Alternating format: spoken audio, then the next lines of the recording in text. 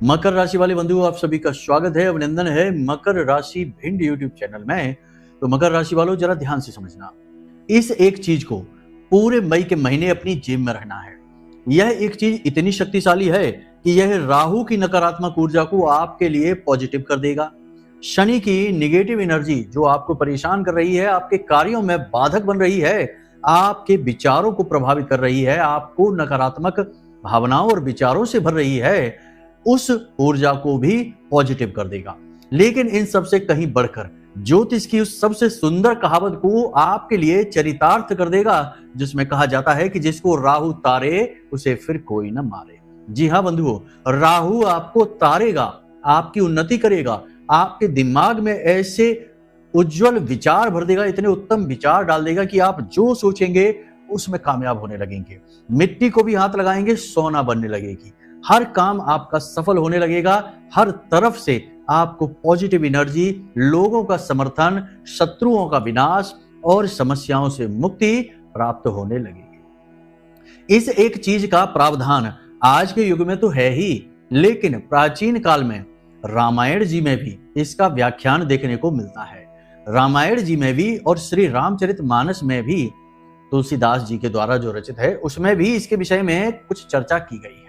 यानी आप अंदाजा लगा सकते हैं कि यह एक चीज जिसके बारे में हम आज आपको बताने जा रहे हैं, यह आज से नहीं, प्राचीन काल से, पुराने समय से ही प्रचलन में है और इसकी शक्ति तब से ही लोग पहचानते हैं। लेकिन एक चीज याद रखना, जो चीज जितनी अधिक शक्तिशाली होती है, उपाय, क्रिया और तंत्र मंत्र के विषय में उस चीज को उतना ही गुप्त रखा जाता है। उसके बारे में लोग उतना ही कम जानते हैं। जो जानते हैं वे इसे रहस्य बना देते हैं, किसी से नहीं बताते हैं, अकेले ही इसका लाभ लेते रहते हैं। और जो दूसरों को बताने लगते हैं, उनके ऊपर से इसका प्रभाव कम होने लगता है। यह भी एक आन होती है, एक ओट होती है, जिससे कि इस चीज के बारे में लोग बात करने से घबराते हैं, कतराते हैं। तो अब मानकर चलिए कि किसी सदगुरु की कृपा से आपको यह चीज मिल गई, आपके पास तक यह चीज पहुंच गई, तो उसके बाद आपको लाभ होगा 100% गारंटी के साथ। लेकिन इसके साथ यह वचन लिया जाता है कि इसके विषय में किसी को बताना नहीं है। बता दिया तो बात खराब हो जाएगी, फिर आपके ऊपर इसका प्रभाव उतना नहीं रहेगा जितना होना चाहिए, दूसरे को इसका लाभ मिलने लगेगा। तो इस चक्कर में लोग इसके बारे में चर्चा ही नहीं करते हैं। और वैसे भी हमारे शास्त्रों में भी और पुराने जमाने से भी यही कहावतें कही जाती हैं कि जोग जुगत और मंत्र उपाऊ, फल तबई जब करे दुराऊ। तो वैसे भी छुपाना तो सबसे अधिक महत्वपूर्ण बन जाता है ऐसी स्थिति में। तो आप चिंता न करिए, हम आपको इस चीज के बारे में बता रहे हैं और हम इसका प्रयोग करके देख चुके हैं। बहुत अच्छा इसका लाभ मिलता है, बहुत अच्छी इसकी जीवन में अनुभूतियां होती हैं और ईश्वर की कृपा और आशीर्वाद भी प्राप्त होने लगते हैं। लेकिन हमने तो माई की शरण पकड़ी है। माई का पैर इतनी जोर से पकड़ा कि वो छुड़ा ही नहीं पाई। और जब एक बार माई का पैर पकड़ा, उनसे जुड़े, तो फिर किसी और की जरूरत ही नहीं पड़ी। इसलिए हमें भय नहीं कि इस चीज का भेद खुलने से और लोगों को जानकारी मिलने से हमें इसका लाभ नहीं मिलेगा। ना मिलने तो कोई बात नहीं, महामाई है तो। जब माई हमारे साथ है तो हमें किसी के साथ की जरूरत ही नहीं है। लेकिन आपके ऊपर माई की इतनी तीव्र कृपा नहीं पहुंच पाएगी, क्योंकि इसके लिए वर्षों की साधना और वर्षों की नियमबद्ध जीवन शैली चाहिए, जो सामान्य इंसान के लिए बहुत मुश्किल होता है। इसलिए आपको इन चीजों की आवश्यकता पड़ती है। तो आज के इस विशेष कार्यक्रम में हम आपको इस एक चीज के विषय में ही बताएंगे। कुछ और गुप्त, गूढ़, रहस्यमयी बातें बताएंगे आपके जीवन से जुड़ी हुई। इनके विषय में जानना बेहद अनिवार्य है। पद्धतियों के बारे में बताएंगे, खामियों के बारे में बताएंगे, आने वाले समय और काल के विषय में जानकारी देंगे। पूरे मई के महीने का रोड मैप आपको पकड़ा देंगे। फिर आप खुद समझ जाएंगे कि कब क्या करना है, क्या नहीं करना है, कहां रुकना है और कहां आगे बढ़ना है। ये सारी बातें आपके जीवन से जुड़ी हुई हैं। बहुत ही मेहनत से, बहुत ही हृदय से, मन से, दिल से हम आपके लिए लेकर आए हैं। अब आपको इसे देखना, अपने जीवन में उतारना और उन्नति प्राप्त करना, तब तो हमारी मेहनत सफल होगी। अन्यथा तो हमारी मेहनत यूं ही व्यर्थ चली जाएगी और आपका भी समय खराब हो जाएगा, क्योंकि आपने बीच में कार्यक्रम अगर छोड़ दिया तो आपको बीच में नहीं छोड़ना है। कार्यक्रम को अंत तक देखना है। मान लेना कि भगवती की कृपा आप तक पहुंची है, तभी आप इस कार्यक्रम तक पहुंचे हैं। तो अब ऐसे में आपको माई का धन्यवाद तो देना ही है और इस कार्यक्रम को अंत तक देखना है। तो चिंता ना करिए, चलिए महामाई को याद करते हैं। प्रेम से जयकारा लगाइए, कमेंट बॉक्स में लिख डालिए, जय मां भद्रकाली कृपा करो। महामाई बहुत दयालु हैं, निश्चित तौर पर कृपा करेंगी और उनकी कृपा है ही, तभी तो आप तक यह कार्यक्रम, यह गुप्त ज्ञान, गूढ़ रहस्य पहुंच पा रहा है। तो एक और भाव दिखाइए, मन से कमेंट बॉक्स में लिख डालिए कि मैं भी माई के परिवार का हिस्सा हूं। बड़े प्रेम से, शान से, गर्व से कहिए, माई के परिवार के हिस्से हैं, कोई छोटी मोटी बात नहीं है। लोग तो छोटे मोटे विधायक, सांसद और अधिकारियों के संपर्क में आते ही छाती चौड़ी करके घूमते हैं, कहते हैं कि हमारे देखो कॉन्टैक्ट कितने बड़े बड़े हैं, हमारा संपर्क कितना ऊंचा है, हम विधायक जी को जानते हैं, सांसद जी को जानते हैं। लेकिन आप जो इस संसार की विधायक हैं और ऐसे अनंत कोटि ब्रह्मांडों की विधायक हैं, उनसे संपर्क में आ रहे हैं, उनके परिवार के सदस्य ही बने जा रहे हैं, तो आपको कितनी छाती चौड़ी करके घूमना होगा। आपका जीवन ही तेजमय हो जाएगा, प्रकाशवान हो जाएगा, माई की कृपा से पूर्ण रूप से भर जाएगा। लेकिन देखिए, सब कुछ भाव से होता है, केवल ऊपर ऊपर हमने लिख दिया फॉर्मेलिटी के लिए, उससे काम नहीं बनता है। भाव अंदर से जब तक नहीं उमड़ेगा, तब तक माई से वह तार नहीं जुड़ पाएगा, वह कनेक्शन नहीं बनेगा जिसमें कि माई आपके लिए विचार करेंगे। तो भाव सबसे अधिक महत्वपूर्ण होता है। हम इस बात को जानते हैं क्योंकि हमने ये अनुभव किए हैं। जब भाव माई से जुड़ा तो माई ने दोनों हाथों से समर्थन दिया और जीवन में ऐसी ऐसी अड़चनें और बाधाओं से बाहर निकाला जिसके बारे में सोच भी नहीं सकते। तो इसी का अनुभव हम आपको भी बताएंगे। तो चलिए बंधु, अब अपने मूल विषय को प्रारंभ करते हैं, ध्यान से सुनिए। प्यारे मित्रों, हमारे अत्यंत प्रिय और परम पूज्य अमिताचार्य जी के पास माँ बगलामुखी और माँ भद्रकाली की साधनाओं का वर्षों का अनुभव है और माता रानी की इनके ऊपर पूर्ण कृपा और सिद्धि है। आचार्य जी ने अपने सटीक कुंडली विश्लेषण और श्रेष्ठतम उपायों के माध्यम से हजारों लोगों के जीवन को खुशियों से भरा है। आचार्य जी का कुंडली विश्लेषण और उपाय करवाने का तरीका इतना अद्भुत है कि जीवन के हर एक दुख और कष्ट का कारण जड़ से ही समाप्त हो जाता है। फिर समस्या चाहे जैसी भी हो, कर्जा बहुत बढ़ गया हो, व्यापार चल नहीं रहा हो, बीमारियों में आप बर्बाद हो चुके हो, रिश्तों में प्रेम समाप्त हो चुका हो, या फिर नौकरी ही ना मिल रही हो, विवाह में देरी होती हो, कैसी भी समस्या हो, इन समस्याओं का कारण क्या है, कौन सी महादशा परेशान कर रही है, कौन सा दोष लगा हुआ है, सब कुछ आचार्य जी इतना सटीक बताते हैं कि वर्षों वर्ष के दुख कुछ ही दिनों में समाप्त हो जाते हैं। अगर आपके जीवन में भी कोई ऐसी संकट की घड़ी है तो यही सही समय है जब आप पूज्य आचार्य जी के हाथों से अपनी कुंडली का विश्लेषण करवाएं और वर्षों से चल रहे दुखों और संकटों के इस चक्र से बाहर निकल जाए। प्यारे मित्रों, अभी वीडियो में दिए गए नंबरों पर फोन करिए और अपनी कुंडली का श्रेष्ठतम आकलन करवा डालिए। जिंदगी बदलने का ये सबसे बड़ा मौका हाथ से मत जाने दीजिएगा। जय माई की, महामाई आपका कल्याण करे। सबसे पहली चीज कि यह जो मई का महीना है, यह 1 से लेके 18 तारीख तक पूरी तरह से निगेटिव होने वाला है। कोई भी नया काम इस समय काल पर नहीं करना है, कोई भी परिवर्तन, जीवन में बड़ा परिवर्तन इस समय काल में नहीं करना है। किसी भी प्रकार का पैसे का इन्वेस्टमेंट और किसी भी प्रकार का जोखिम नहीं लेना है। देखिए, राहु जो होता है वह होता ही बर्बादी के लिए है। राहु काल पूरे दिन में 1.5 घंटे का एक ऐसा समय होता है जिसमें विनाश होता है, जिसमें परिवर्तन होते हैं नकारात्मक तौर पर, जिसे सांप का मुख भी कहा जाता है, जो सब कुछ निगलने के लिए तैयार होता है। अगर उस राहु काल में कोई भी कार्य कर लिया जाए तो जीवन में नकारात्मकता बहुत आ जाती है और कार्य तो असफल हो ही जाता है।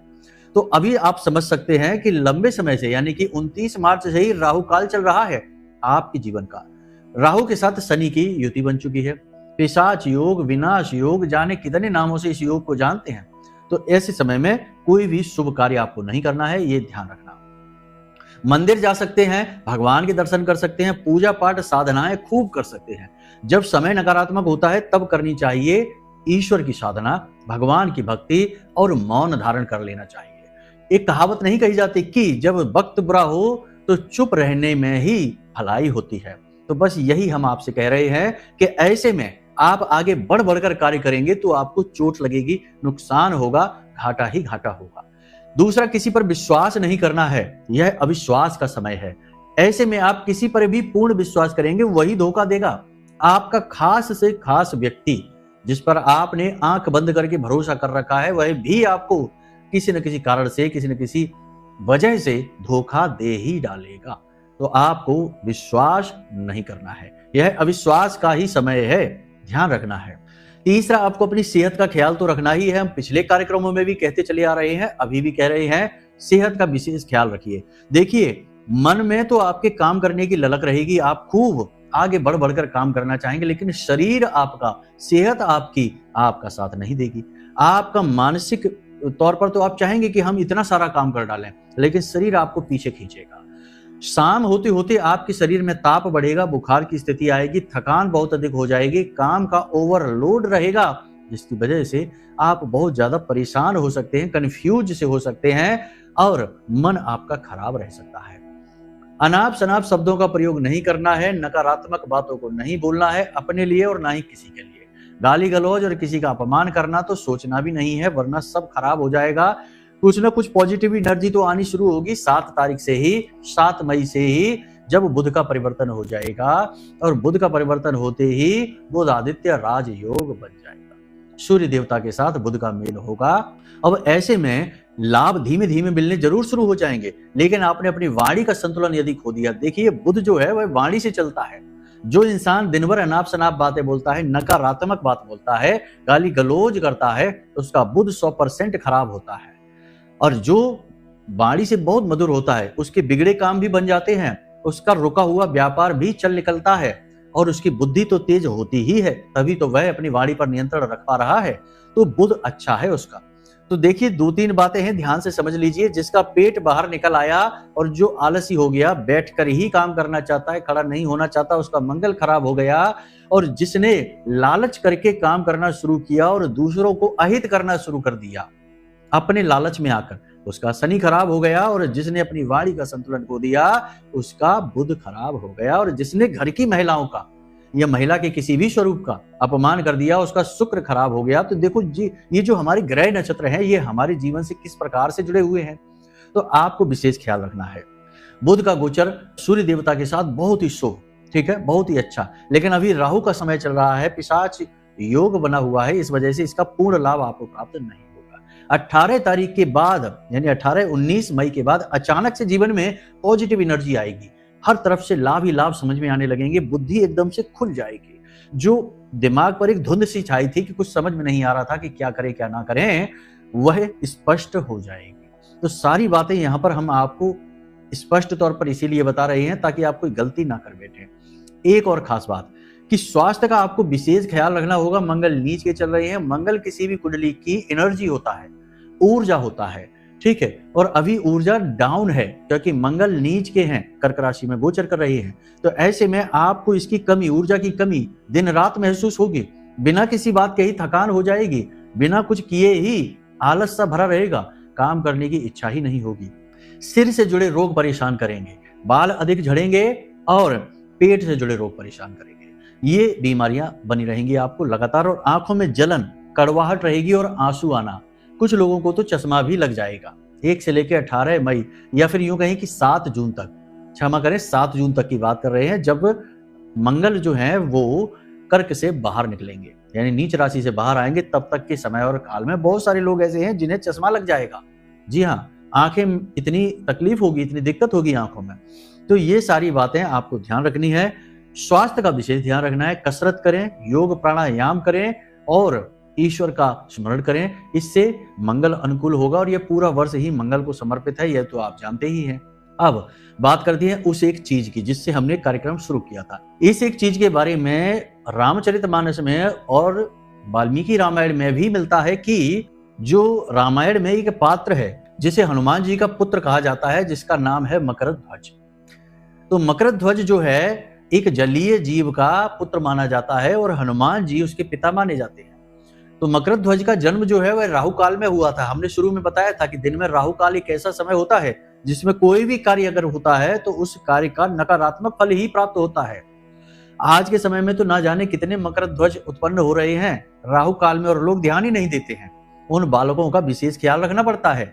इन बालकों को शुरुआत से ही उपाय और क्रिया के साथ बांधकर चलना पड़ता है, जिनका जन्म राहु काल में हो गया। खैर, तो रामायण में है कि राहु काल में जब मकरध्वज का जन्म हो गया तो उसकी जो माँ थी, एक मकरी थी, तो उससे उसको बहुत टेंशन हुई।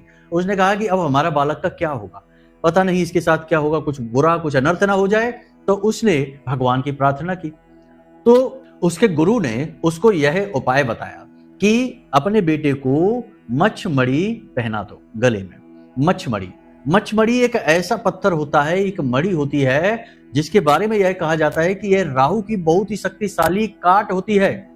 इस मच्छमणि को जो धारण कर लेता है, जो अपने पास रख लेता है, राहु उसे छू भी नहीं पाता है। छूना तो दूर, उस मच्छमणि को धारण करने वाले को राहु पॉजिटिव रिजल्ट ही देता है, नेगेटिव रिजल्ट किसी कीमत पर नहीं देता है। तो अब इस मच्छमणि को धारण करना है। कैसे धारण करना है? कई तरीके हैं इसको धारण करने के, लेकिन हम आपको बताएंगे आज एक ऐसा तरीका जिससे राहु 100% कंट्रोल में आ जाएगा। जिस दिन से आप इस मच्छमणि को अपने पास रखना शुरू करेंगे, उसी दिन से आपको इसका परिणाम, इसका शुभ परिणाम प्राप्त होना शुरू हो जाएगा। तो ध्यान से समझिए कि कैसे इसको आपको प्रयोग करना है। राहु का सर्वश्रेष्ठ समाधान, कोई भी उपाय क्रिया जब की जाती है तो सोमवार का दिन सर्वश्रेष्ठ माना जाता है, क्योंकि राहु के ऊपर भोलेनाथ की विशेष कृपा होती है। जी हाँ, आपको सुनकर शायद आश्चर्य होगा कि ऐसे दुष्ट ग्रह के ऊपर भोलेनाथ वाला क्यों कृपा करेंगे। तो भोलेनाथ ने राहु को समाप्त करने के लिए एक बहुत बड़े राक्षस का निर्माण किया, और उस राक्षस ने राहु को समाप्त ही कर दिया होता, लेकिन राहु ने भोलेनाथ की शरण पकड़ी और भोलेनाथ ने उस राक्षस को राहु को छोड़ने के लिए बोला, क्योंकि भगवान तो बहुत जल्दी प्रसन्न हो जाते हैं। तो राहु ने प्रार्थना की, निवेदन किया, तो भोले बाबा पिघल गए। तो उन्होंने राहु को आशीर्वाद दिया। बदले में राहु ने कहा कि जो भी शिवलिंग पर सिर्फ 1 लोटा जल ही अर्पित कर देगा, उस पर राहु का किसी भी प्रकार का दोष नहीं रहेगा। तो भोलेनाथ ने राहु पर भी कृपा की हुई है। तो अब आपको कैसे करना, इसीलिए राहु के उपाय सोमवार के दिन विशेष तौर पर माने जाते हैं। तो अब आपको कैसे करना है, ये मच्छमणि का उपाय ध्यान से समझिए। आपको नीले रंग का एक कोरा कपड़ा लेना है, कोरा कपड़ा, और नायलॉन का लेना है, कॉटन का कपड़ा आपको नहीं लेना, ये याद रखना। तो नीले रंग का एक कपड़ा लेना है, मच्छमणि आपको लेकर आनी है, और आपको इस मच्छमणि को सोमवार के दिन भोलेनाथ के मंदिर लेकर जाना है।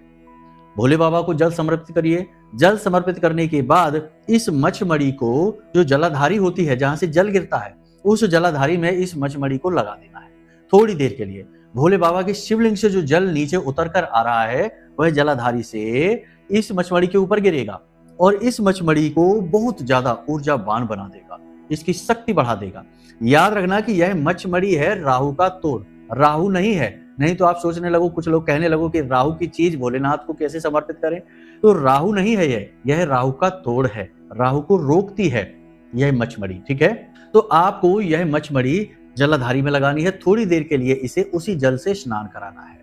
अब इस मच्छमणि को आपको साफ करके पोंछ के नीले कपड़े में लपेट लेना है और इसे मुट्ठी में ले लेना है। ठीक है, मुट्ठी में लेने के बाद आपको भोलेनाथ के पंचाक्षरी मंत्र का 10 से 15 मिनट जाप करना है।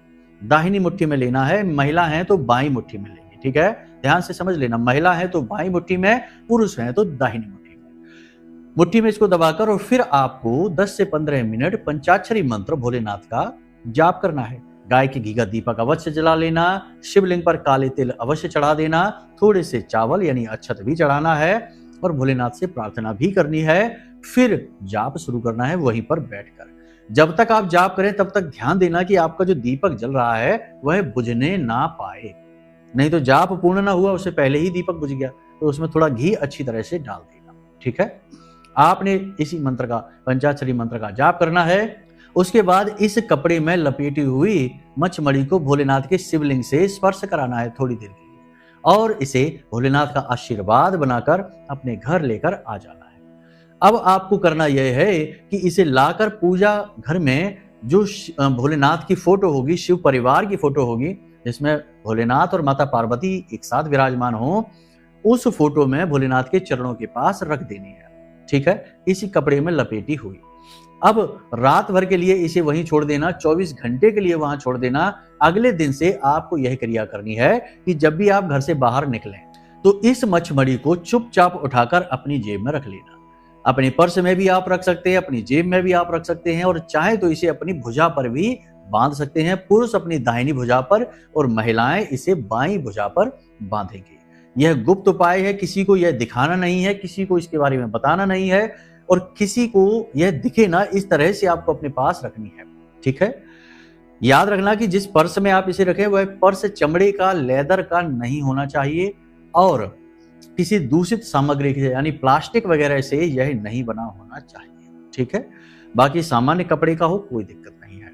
तो बस इसे अपने पास रखना है और आप इसके प्रभाव को पहले दिन से ही महसूस करेंगे। बड़ा जांचा परखा प्रयोग है, बहुत अच्छी तरीके से यह प्रयोग जांचा गया है, तभी हम आपको बता रहे हैं। तो इसको आपको करना है। अब इसका आपको पूर्ण लाभ प्राप्त करने के लिए एक छोटी सी क्रिया और करनी होगी। इसके लिए आपको मेहनत करनी होगी। कैसे करनी है, ध्यान से समझिए। दिन में हमने आपसे कहा कि 1.5 घंटे का राहु काल का समय होता है। ठीक है, राहु काल के समय को आपको पता लगाना है। मोबाइल में तमाम सारे ऐप होते हैं, किसी भी ऐप से आप पता लगा सकते हैं कि राहु काल का समय क्या होता है। यदि नहीं पता लगता तो कोई बात नहीं, वीडियो की स्क्रीन पर हमने एक सारणी दे दी है, उसमें राहु काल का समय लिखा हुआ है। प्रतिदिन के हिसाब से अलग समय होता है ये। ठीक है, तो आपको यह समय नोट कर लेना है। अब दिन में जब यह समय शुरू हो, आप कहीं भी हो, किसी भी अवस्था में हो, कोई भी कार्य कर रहे हो, तो इस राहु काल के समय में 2-5 मिनट के लिए आपको यह क्रिया करनी है कि इस मचमड़ी के कपड़े को फिर से अपनी मुट्ठी में लेना है और अब आपको बोलना है राहु का बीज मंत्र।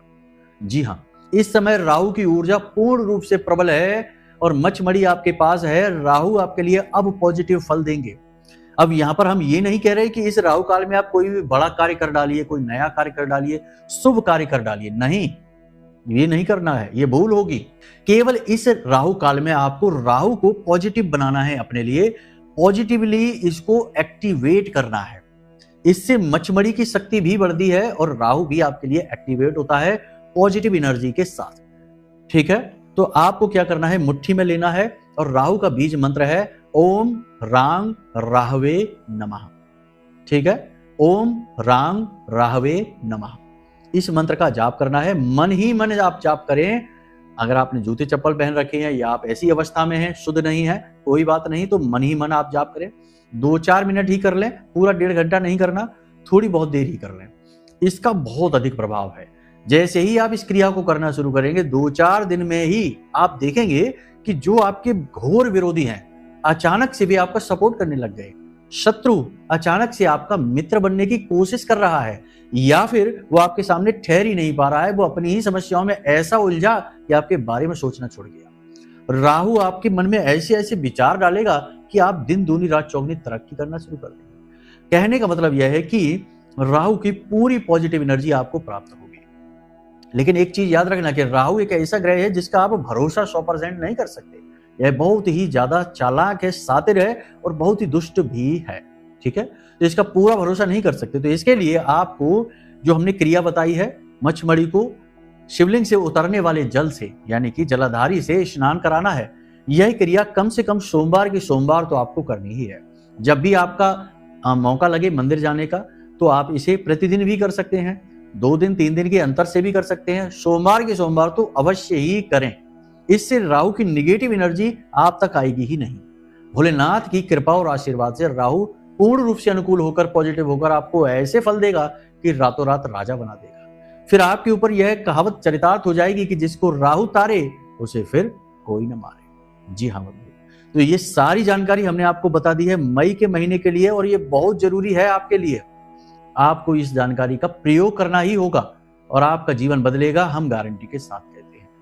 तो चलिए बंधुओं, अब यदि कोई मन में प्रश्न उठे या कुंडली का विश्लेषण कराना है, समझ में नहीं आ रहा है कि जीवन में आखिर कष्ट समस्या दूर क्यों नहीं होती, लाख प्रयास करने के बाद भी हर उपाय कर लिया, सारे उपाय निष्फल हो गए, तो जरूर कोई ऐसा योग, कोई ऐसी कठिनाई, कोई ऐसा युति योग, महादशा वगैरह है जीवन में, कुंडली में, जो आपके जीवन की बाधा बनकर बैठा है, कोई दोष है, उससे छुटकारा प्राप्त करना बहुत जरूरी है, वरना जीवन ही नरक बन जाएगा। तो अपनी कुंडली हमें दिखा दीजिए। आपकी कुंडली के अनुसार हम आपको दोष भी बता देंगे और उसका सटीक उपाय और निवारण भी बता देंगे। फिर देखिए जीवन कैसे खिलता है, फूलों की तरह, स्वर्ग की तरह जीवन हो जाएगा आपका।